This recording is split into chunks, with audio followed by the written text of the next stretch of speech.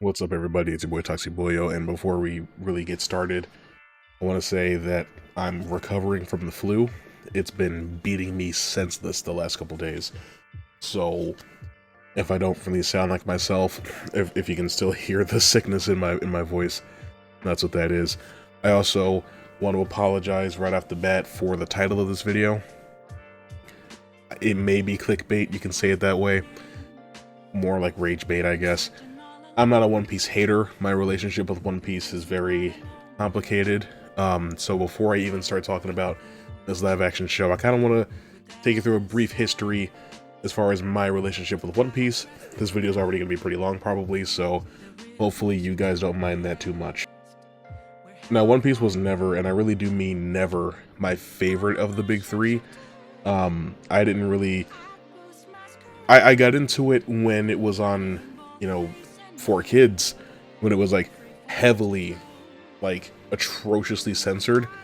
I played a GBA game of it, and then I started watching it on Toonami many years later when they skipped all the way to Long Ring Long.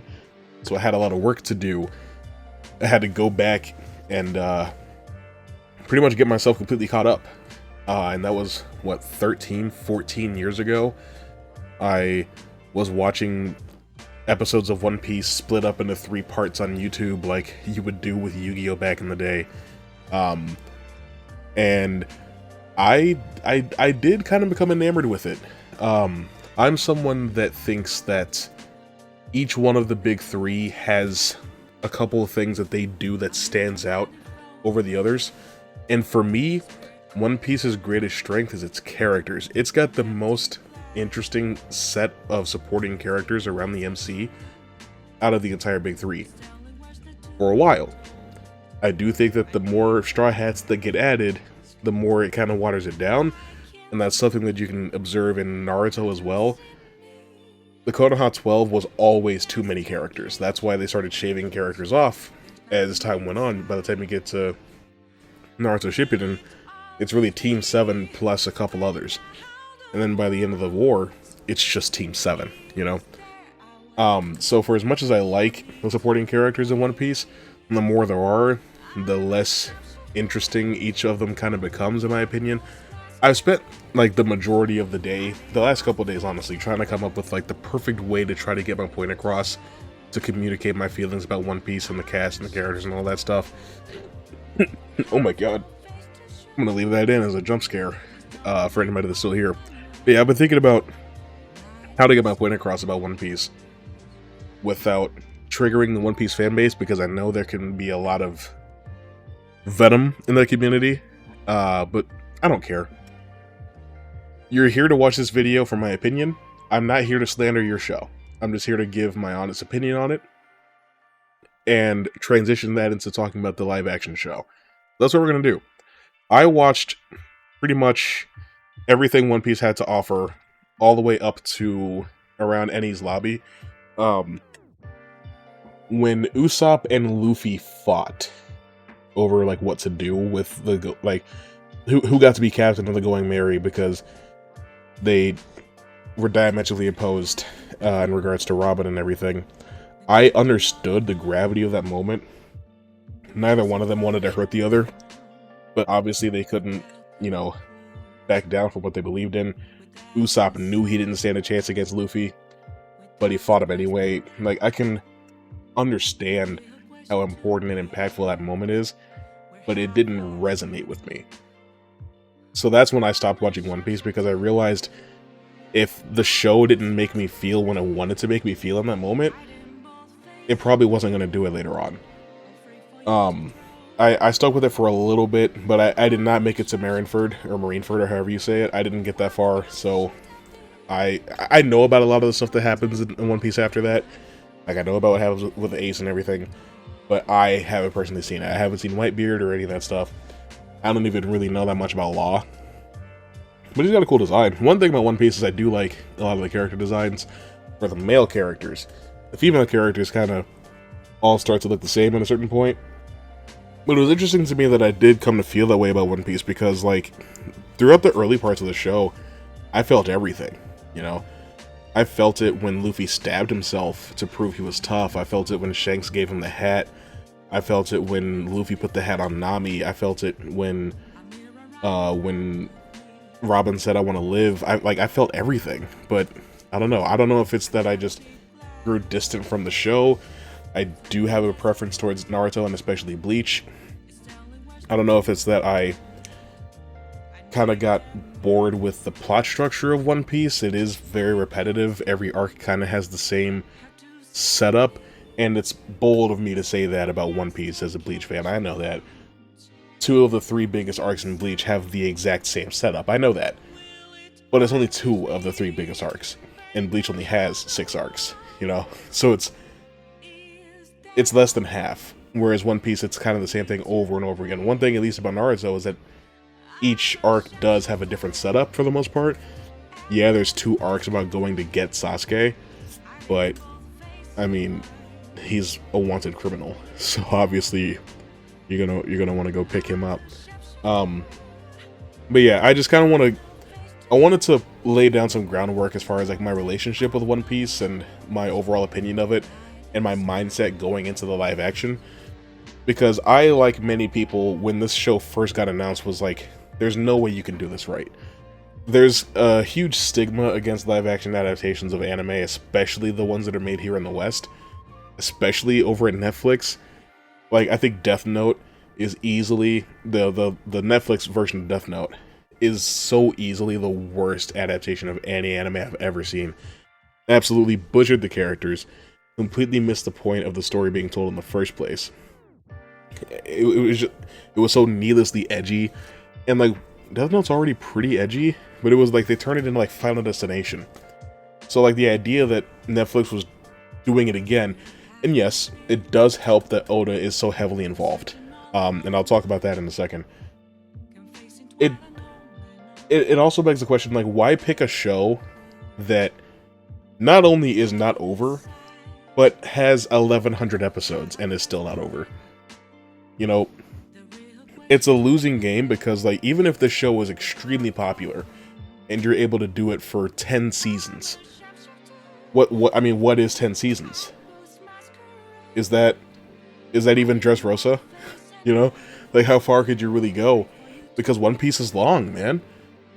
And like, I don't know, you're gonna have to trim a lot of fat, obviously, but like, there's absolutely no way that you could adapt One Piece in its entirety to live action, no matter how quickly you make the show, no matter how successful it is. It's just such a strange show to pick, and like, morbid curiosity is kind of what made me pay attention to it in the first place. And I will happily admit that I watched the first few episodes when it first came out, about 3 years ago now, and I was pleasantly surprised. Now, I will say at the top that it's far from perfect. It has a lot of issues, some that kind of even threaten to break your immersion, and we'll talk about all of that. But I think overall, it's hard to say that this isn't one of the best live action adaptations of an anime, at least in my lifetime. You know, I mean, I watch a lot of shonen slop, so I can only compare it to like the Bleach movie, which was pretty decent. It helps that was made in Japan. The Rurouni Kenshin films, which are also pretty good. I think that these two are pretty even, honestly. Well, I mean, yeah, like the Death Note movie and Dragon Ball Evolution and the Ghost in the Shell movie starring our favorite Japanese actress, Scarlett Johansson. So yeah, when you compare it to some of those types of contemporaries, yeah, it's pretty easy to say that it's among the best. I obviously haven't seen everything. I haven't seen that Yu Yu Hakusho that came out a little while ago.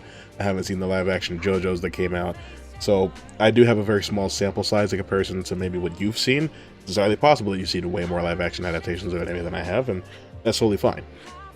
I do want to also point out that just because an adaptation is made in Japan does not mean that it's going to be great, because we do still have that Mob Psycho and that what was it, Knights of the Zodiac that came out. Wait, was Knights of the Zodiac made in Japan? Let me double check that real quick, because I might just be talking outside of my neck. Oh my god, Makinyu's in that movie as Seiya? My bad. Well, that's a bad example. Anyway, Attack on Titan.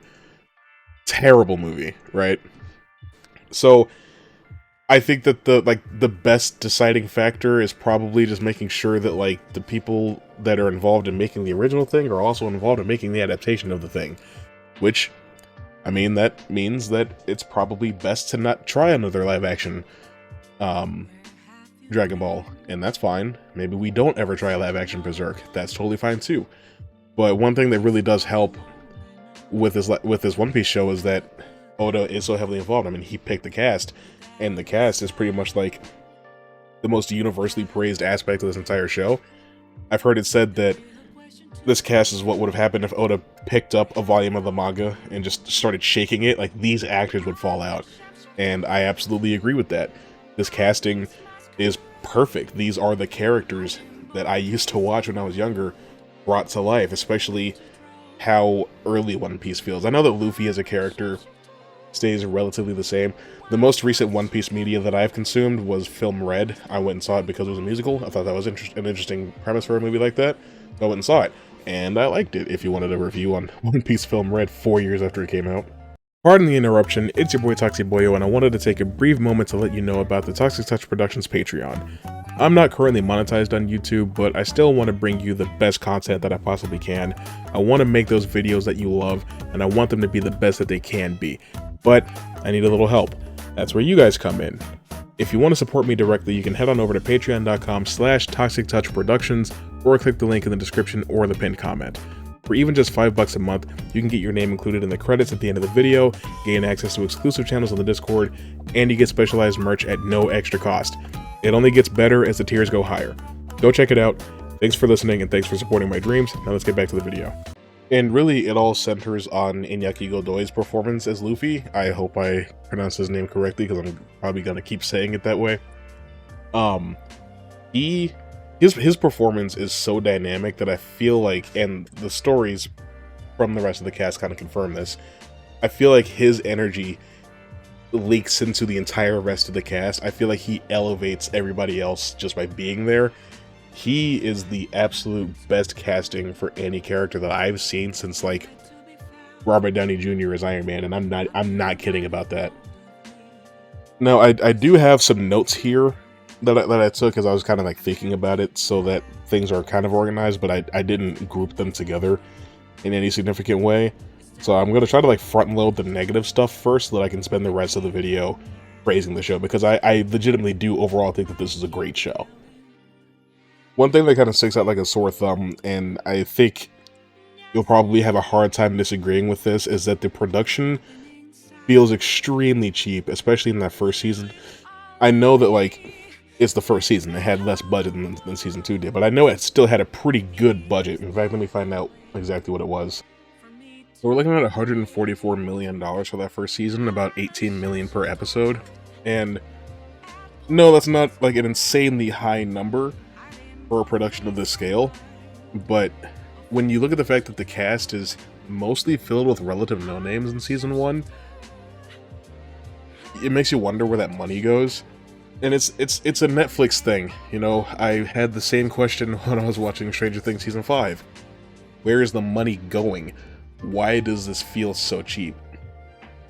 And like, it's whether it's the super obvious green screens or the sometimes atrocious CGI, I mean, okay, the costumes, I want to talk about the wigs for a second, because it gets even worse in season 2, like when Captain Smoker shows up. But there's something about the wigs in this show that feels super cheap. Like, it's obvious that they're wigs, and not even just in that, like, oh, that's not a natural hair color, or that's a super unnatural hair shape. You can see where the wig connects to the skin, you know, especially with like the beard wigs. It's just really distracting. A lot of the costume design is like that, where it just feels kind of Spirit Halloweenish. Because I mean, in the world of One Piece, this is what they wear, but it just comes across very costumey as a viewer. I don't know if that's me, or if you maybe agree with that. You can let me know in the comments. The props too, like, not even just that weird part where like Zoro's sword sheath bends in half when he's fighting at the Marine base. But when he was fighting Mihawk and he lost that fight, and you're looking at like the shattered pieces of his swords, they just so clearly look like painted foam. And it's kind of disappointing. Like you want it to be taken more seriously than that, and not taken seriously to a degree like Dragon Ball Evolution, where like they think they're too cool for this, but taken seriously in that like this is a real production. You know, let's treat it like such. I don't know. Maybe I'm just reading too much into that. Also, just like speaking in broad strokes, I don't love the fight scenes too much in the show, which is, I mean, it's a battle shonen, so there's only gonna be more as the story goes on. It kind of feels like tokusatsu, like a Super Sentai or a Kamen Rider or Power Rangers, but I like those more because those lean into that. Like Power Rangers is the embodiment of that genre, and it's super easily identifiable, and I have to choose to view One Piece as that in order to enjoy it more. But I don't think that's what they want. I think that like the the fight choreography when it's like Zoro or Sanji, that's great. But once it starts being like, once it's Luffy versus somebody, I think it just kind of starts to fall apart. There's a moment in season 2 where he's fighting Mr. 3, and he's kicking all of like the wax clones of him, and it just looks so bad. And it's not even just the fact that like the CGI doesn't hold up super well in that scene. It's just like, conceptually speaking, the most boring way to portray a fight between these two characters. You know, I want something more creative. I want something more striking. When Zoro's fighting those 100 Baroque Works guys, that's peak. That's the best fight in the entire show. And even with Sanji, obviously a lot of the fights, or a lot of the kicks that Sanji does aren't doable by a human being. So, like, the camera will, like, hard cut to, like, I don't know, like, either some sort of rig doing, like, this helicopter kick that Taz Skylar clearly can't do, because he's a human being, or he'll turn into a CGI body double, and it's, like, really jarring. Stuff like that's really distracting, but it doesn't do enough to hamper my enjoyment of the show overall. I still enjoy it pretty well. Another thing that I've heard people complain about, but something that I actually really like, when they introduce a character, like, with their bounty poster, or like some sort of other graphic that shows their name, and then the character will like knock it out of the way or something before they start fighting. I actually love that. I think that's super cool. I also like when the show, when the characters are about to face off and it breaks up the screen into panels so you can see everybody. Now I wish that the panels were more interesting and shaped a little bit better than just being squares, but that's the stuff I like. You may remember back when the Cowboy Bebop show was coming out, they released a sneak peek, like a preview of the show, and it was super heavily stylized. They did a lot of like transitions, there was a lot of paneling and stuff like that, and it made it look like that's what the show was going to be. I love leaning into that. That old Hulk movie from 2003 directed by Ang Lee, I love the comic book paneling and the transitions from one scene to the next. I love how it fades into Ben-Day dots, it fades out of Ben-Day dots. I love when you play with the medium that we're adapting from. Because this isn't necessarily an adaptation of the anime strictly, it's also an adaptation of the manga that Oda wrote. So let's lean into that. If we're going to keep doing stuff like that, I would like for it to be a little bit more interesting and a little bit more dynamic moving forward. But again, that's just me. I also like that the One Piece graphic at the beginning is personalized to like whichever character is like the most important of the episode. I like when they change it to like, oh, this is Zoro's episode, this is Sanji's episode. You know, like, I think that stuff is super cool. It's kind of like when you're playing a game and the menu screen or the title screen adapts based on how far into the story you are, or like it'll be different after you beat it. I like little stuff like that. It goes a long way in my book. I'll try to get the last of the negative stuff out of the way. A lot of it really does just kind of come to the CGI. Like King Wapol's powers in season 2, it looked AI generated, I'm not gonna lie. And it's not just to say that like, oh, I don't want to make it seem like I'm coming down on the VFX artists. I know how hard they work. I know how little they're compensated for their work. But we do know that Netflix just put in a bid to buy a huge AI company, right, from Ben Affleck.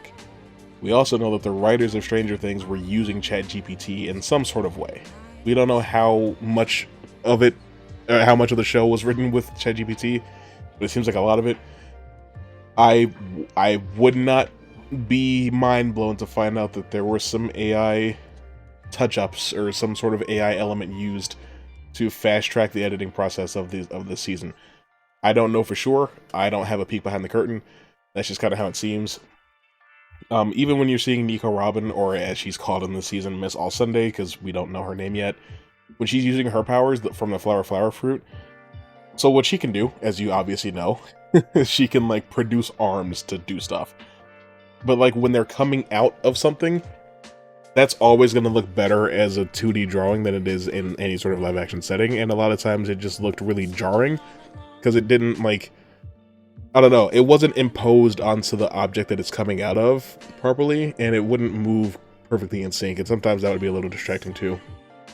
But yeah, between that and like sometimes you can visibly see the actor's wire harness when they're doing a stunt. Like you can see where it's pulling on their clothing, stuff like that does make the show feel cheap, but it doesn't make the show bad. I do want to also highlight a couple things that like I saw other people complain about that I actually really like. I've heard it said that Iñaki is overacting as Luffy. You know, he's coming across like a try-hard. Like it's cringy when he bares his teeth when he's angry, like Luffy does in the anime, because it just works better as a drawing than it does in live action. I don't know. I like a little bit of overacting in something like this. Anime is, by its very nature, at least Battle Shonen anime, is by its very nature very over the top, and so I want over the topness out of it. Like, not only are we adapting a Battle Shonen, we're adapting one of like the most fantastical anime that I've ever seen, as far as stuff that's not like actually fantasy. Like in the big three, it doesn't get much more fantastical than One Piece, you know? So if we were going to adapt it and kind of keep it straight-laced and play it completely straight, I think that would be very boring and a huge missed opportunity. So yeah, I do like the over-the-top performances. I like the overly cool, hard-edged performance by Makinyu for Zoro. You know, I think that it all works. It all works for me. I do also think that people have been kind of blowing the whole thing with Sanji out of proportion. So Sanji is my favorite character. I have a strong affinity for characters who primarily kick. I think Taekwondo is a sick martial art. I love it. I play Hwoarang in Tekken. Shouldn't surprise you. I like Sanji. I liked Deku a whole lot more in My Hero when he started using shoot style, stuff like that. I just love kickers. That's my thing. So Sanji, I think, was honestly my awakening for that. I think there was just something so cool about watching him beat people down with his hands in his pockets.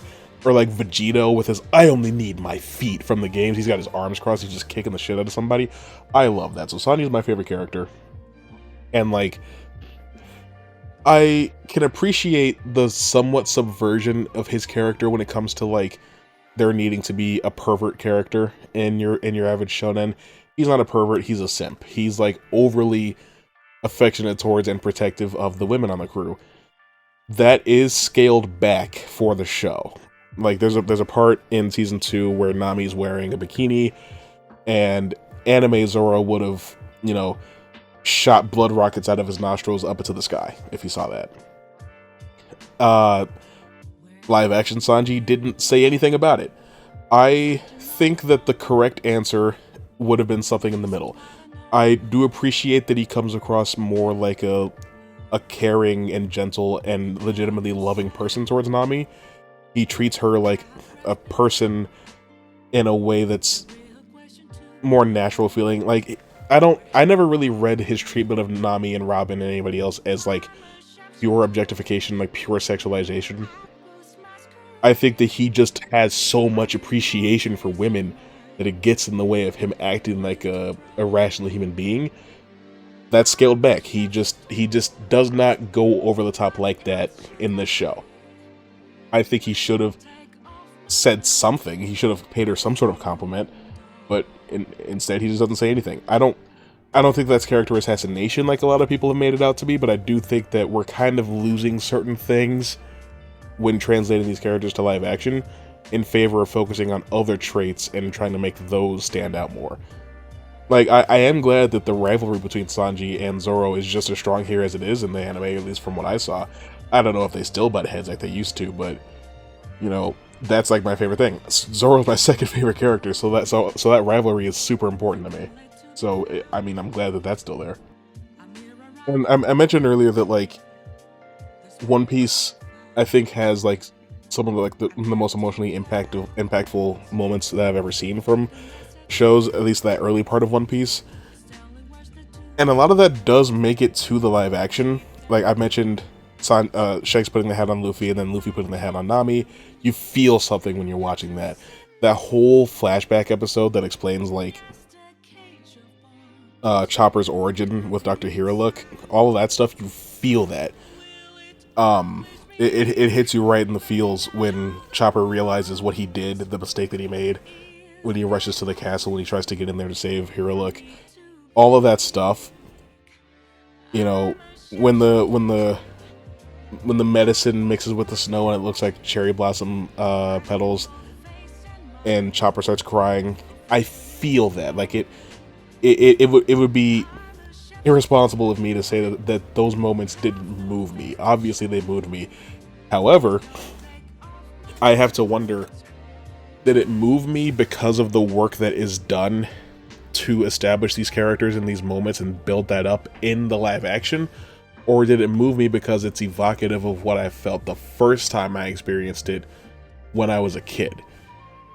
I'm not even just asking that to be philosophical.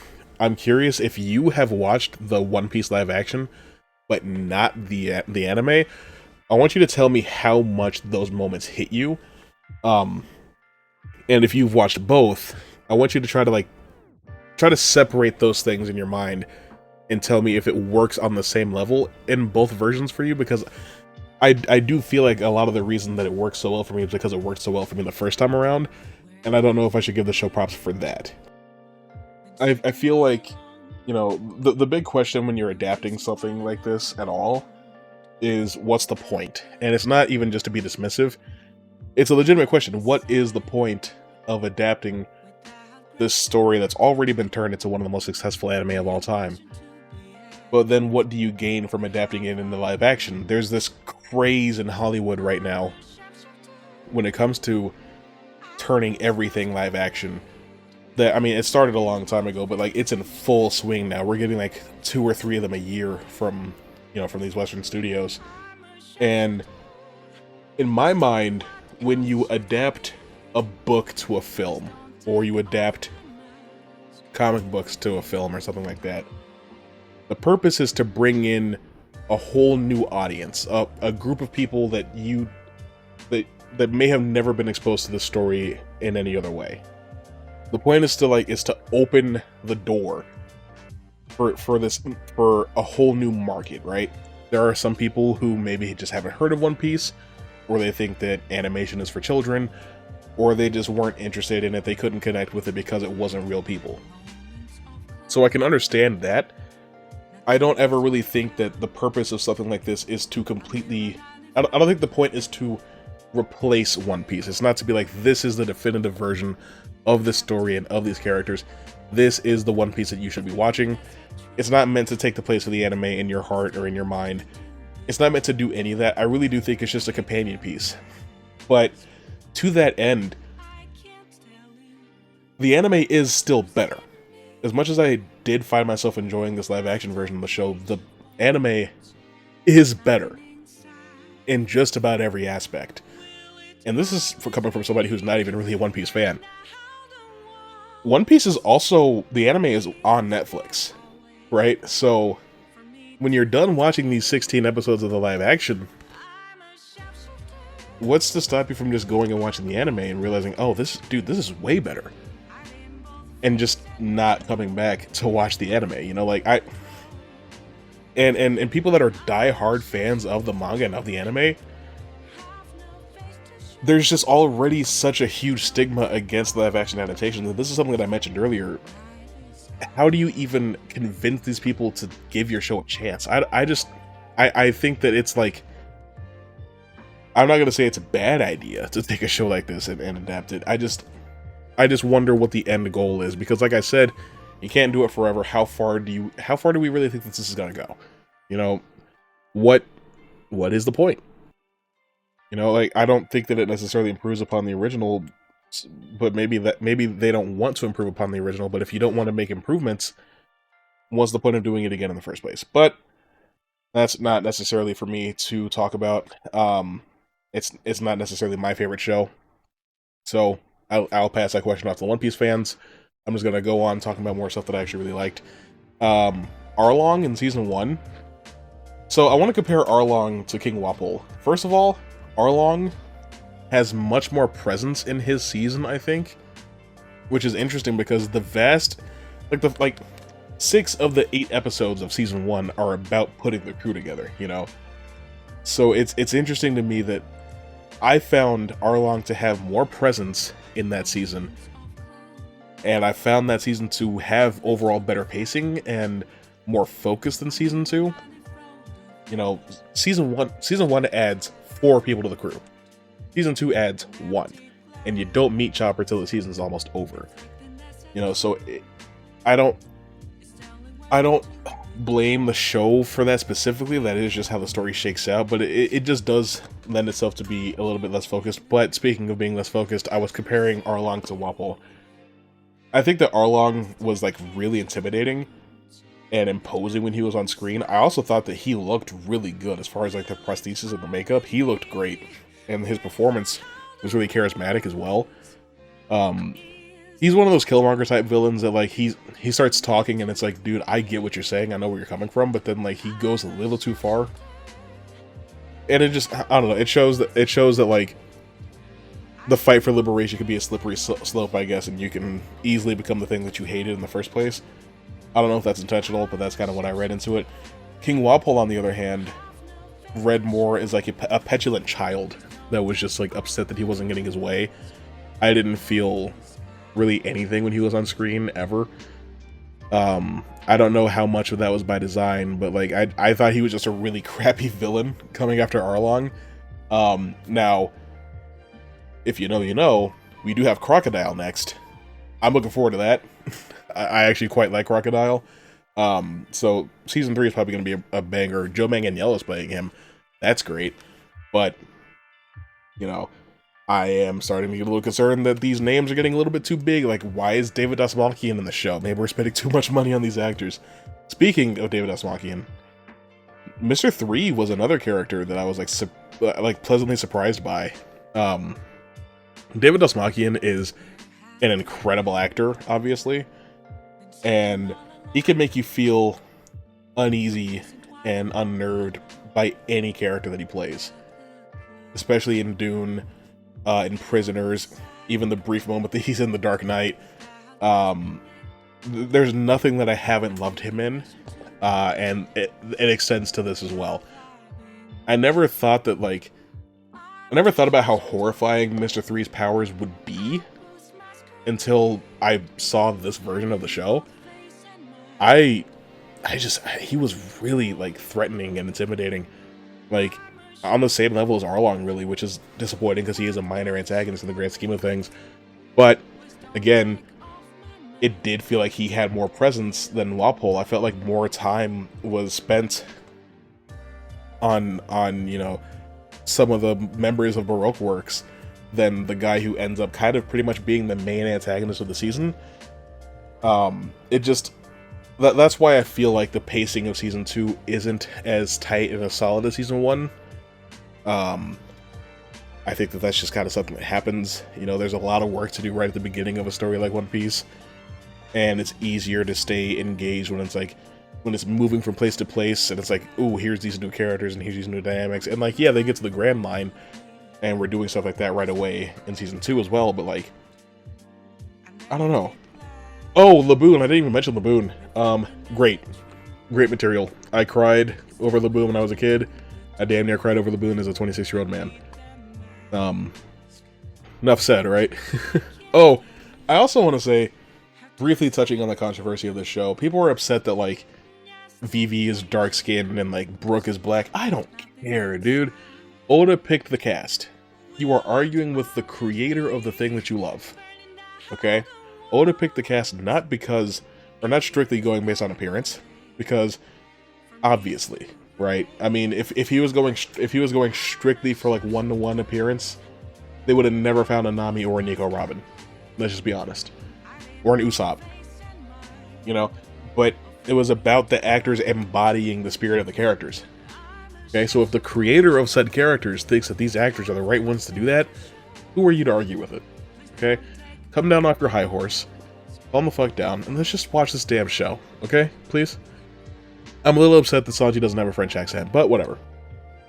I do also want to say, Chopper, CGI on him does not look perfect at all times, but his design looks great. He's like a little Build-A-Bear.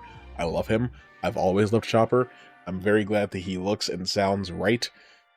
Yo, and his VA, I don't know if his VA is the same person that does his voice in the dub, but, yo, Chopper's VA was in the studio cooking. Oh my god. Like, the performance behind Chopper is a lot of what drives those emotions for the flashbacks and, like, the payoff when you see the cherry blossom and everything. Like Chopper, dude, Chopper pulls that season together so good. I love Chopper so much. Does his humanoid muscular form look a little silly? Yes, but I do like that it's a costume and not a and not, you know, more CGI when it doesn't need to be. Not the best looking costume, you know. Also, I do like how the messenger snails look. I know a lot of people were complaining about the messenger snails. I think that they look good. They look hideous and grotesque, but I imagine that they would. They're snails that you talk into and their phones. You know what I mean?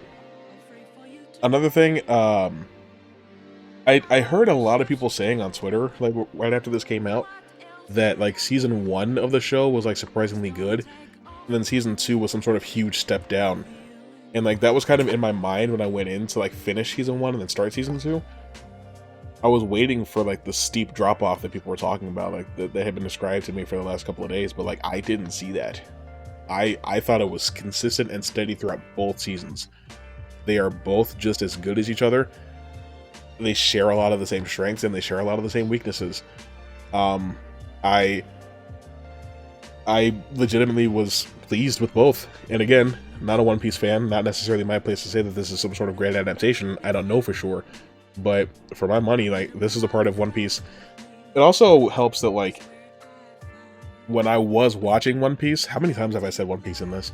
When I was watching One Piece, I was a kid, you know, and I was binging it, and so, like, there's two factors right there that get in the way of me being able to remember it super well.